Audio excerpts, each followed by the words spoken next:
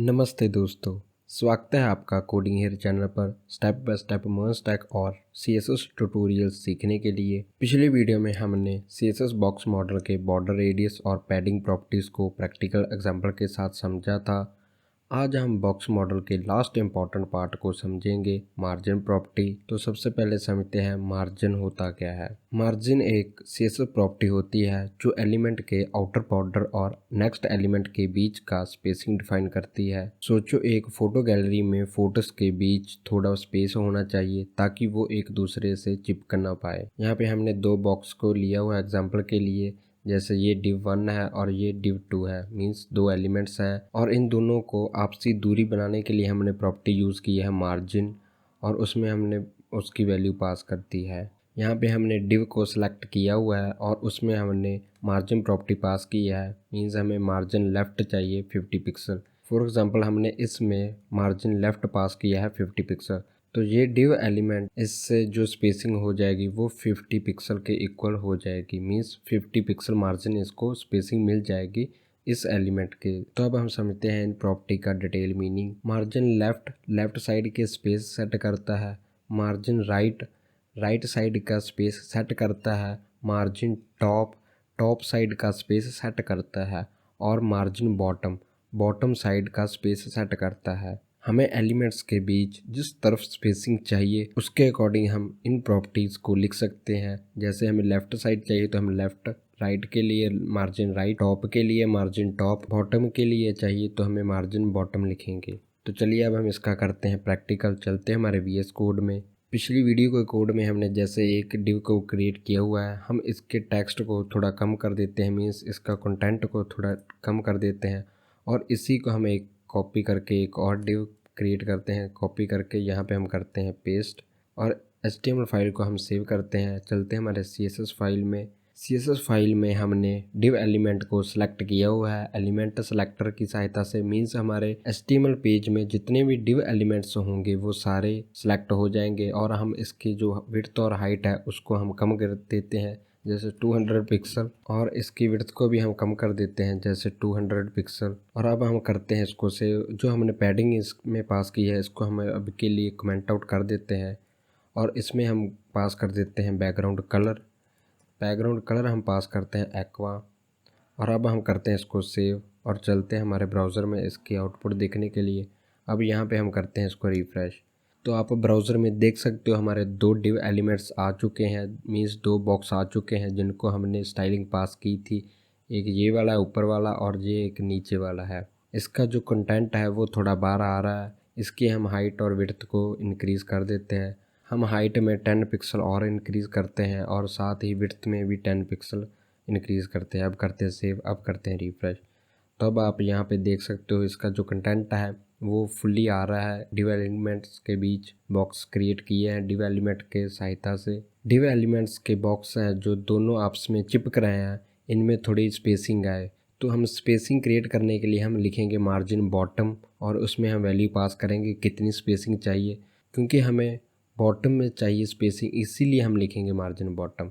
तो यहाँ पे हम लिखेंगे मार्जिन बॉटम प्रॉपर्टी नेम, फिर हम इसमें वैल्यू पास करेंगे जैसे हम चाहते हैं 50 या 40 पिक्सल। यहाँ पे हम करते हैं सेव। अब करते हैं हम यहाँ पे रिफ़्रेश करने के बाद आप यहाँ पे देख सकते हो जो इनके बीच स्पेसिंग आ चुकी है 40 पिक्सल। जो हमारा ये डिव एलिमेंट है इसके नीचे आई है ये 40 पिक्सल और ये वाला डिव एलिमेंट है इसके नीचे भी 40 पिक्सल आई है स्पेस।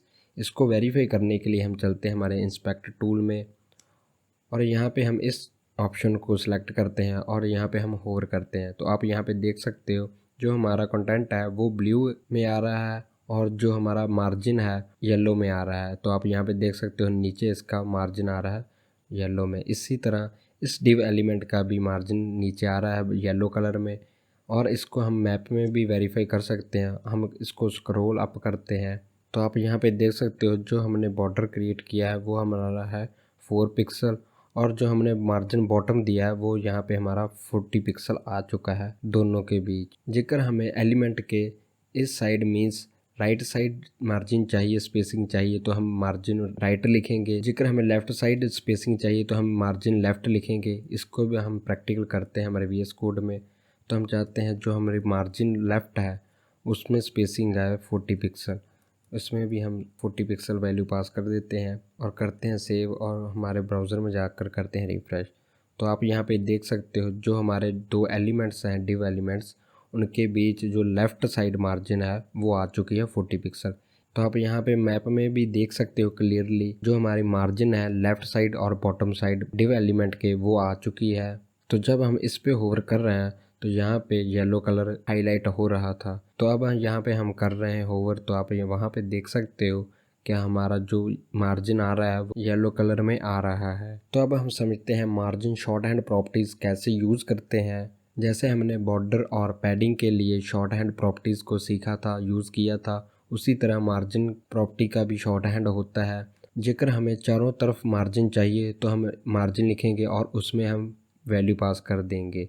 मीन्स मार्जिन जो हमारी होगी वो प्रॉपर्टी नेम होगा और जो हमारे 50 पिक्सल होगा वो हमारी वैल्यू होगी। यहाँ पे हम 50 पिक्सल लिख सकते हैं या परसेंटेज में भी लिख सकते हैं। ये प्रॉपर्टी क्या करेगी, ये एलिमेंट के चारों तरफ 50 पिक्सल मार्जिन स्पेसिंग दे देगी।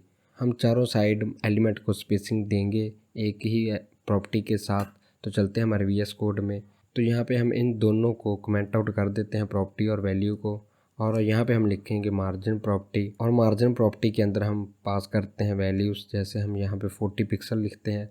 अब करते हैं यहाँ पे सेव, तो यहाँ पे हम ब्राउज़र में करते हैं रिफ़्रेश। तो आप यहाँ पे देख सकते हो जो हमारे डिव एलिमेंट है वो 40 pixel left side, 40 pixel bottom, 40 pixel left, 40 pixel ही राइट और 40 पिक्सल ही टॉप। मीन्स वो चारों तरफ से 40 पिक्सल आ चुके हैं। इसको वेरीफाई करने के लिए हम यहाँ पे हमारे मैप में भी देख सकते हैं। आप मैप में भी क्लियर देख सकते हो जो मार्जिन है टॉप में 40 है, राइट में 40 है, बॉटम में 40 है और लेफ़्ट साइड में भी 40 है। मीन्स एक ही बार हमने मार्जिन नेम लिखा, मीन्स प्रॉपर्टी का नेम लिखा है और उसमें हमने वैल्यू पास किया है। तो इस प्रॉपर्टी और वैल्यू को यूज़ करके हम एलिमेंट के चारों तरफ मार्जिन पास कर सकते हैं। फिर एक और तरीका आता है मार्जिन प्रॉपर्टी पास करने का, टॉप और बॉटम सेम और लेफ़्ट और राइट सेम। हम चाहते हैं टॉप और बॉटम की स्पेसिंग सेम हो और लेफ़्ट और राइट की स्पेसिंग सेम हो, मींस मार्जिन सेम हो। तो हम इस तरह उसकी वैल्यू को पास करते हैं मार्जिन प्रॉपर्टी के अंदर। और तीसरा तरीका आता है मार्जिन को पास करने के लिए जिसमें हम टॉप और बॉटम को अलग अलग वैल्यू पास करते हैं, बट हम लेफ़्ट और राइट को सेम वैल्यू पास करना चाहते हैं।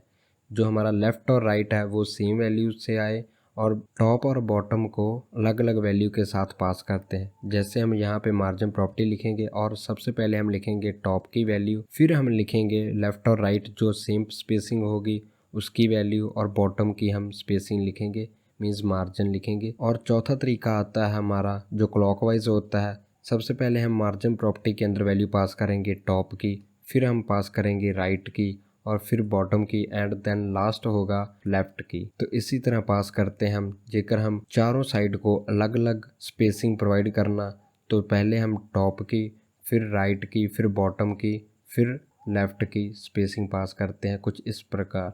तो इसीलिए हम इसको क्लॉकवाइज बोलते हैं, मीन्स क्योंकि ये क्लॉक की तरह हम इसको लिखते हैं, मीन्स पहले टॉप फिर राइट फिर बॉटम फिर लेफ़्ट। इसको हम प्रैक्टिकल के साथ लिखते हैं। चलते हैं हमारे VS कोड में, और जो हमने यहाँ पे मार्जिन प्रॉपर्टी लिखी है इसको हम कमेंट आउट कर देते हैं और यहाँ पे हम एक और मार्जिन प्रॉपर्टी लिखेंगे और इसमें हम सबसे पहले पास करेंगे टॉप की स्पेसिंग कितनी चाहते हैं। हम चाहते हैं टॉप की जो मार्जिन आए वो 20 पिक्सल आए और जो राइट साइड की स्पेसिंग है मीन्स मार्जिन है वो आए 40 पिक्सल, और जो बॉटम की मार्जिन आए वो आए 60 पिक्सल, और जो लास्ट है लेफ़्ट साइड वो हम चाहते हैं 80 पिक्सल आए।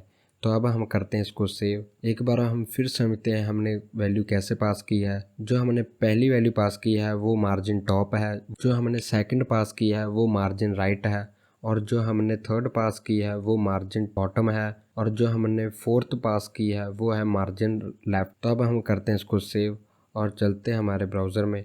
तो आप यहाँ पे देखना जब हम इसको रिफ़्रेश करते हैं तो क्या चेंजेस आते हैं। तो आप यहाँ पे देख सकते हो इसकी जो मार्जिन है मीन स्पेसिंग है वो आ चुकी है जैसे हमने इसको डिफ़ाइन किया था। हम इंस्पेक्टर टूल में इस ऑप्शन को सिलेक्ट करते हैं और यहाँ पे हम डिव एलिमेंट के ऊपर होवर करते हैं। तो आप यहाँ पे देख सकते हो जितना भी ऑरेंज एरिया आ रहा है वो सब मार्जिन है। जो हमने डिव एलिमेंट को मार्जिन टॉप दिया था वो 20 पिक्सल आ चुका है। फिर हमने राइट साइड उसको 40 पिक्सल दिया था, बॉटम की साइड हमने मार्जिन उसको 60 पिक्सल दिया था और हमने लेफ़्ट साइड उसको 80 पिक्सल दिया था। तो इसको हम वेरीफाई करने के लिए हम मैप में भी देख सकते हैं। यहाँ पे हम इसको क्लिक करते हैं और यहाँ पे हम आते हैं मैप में।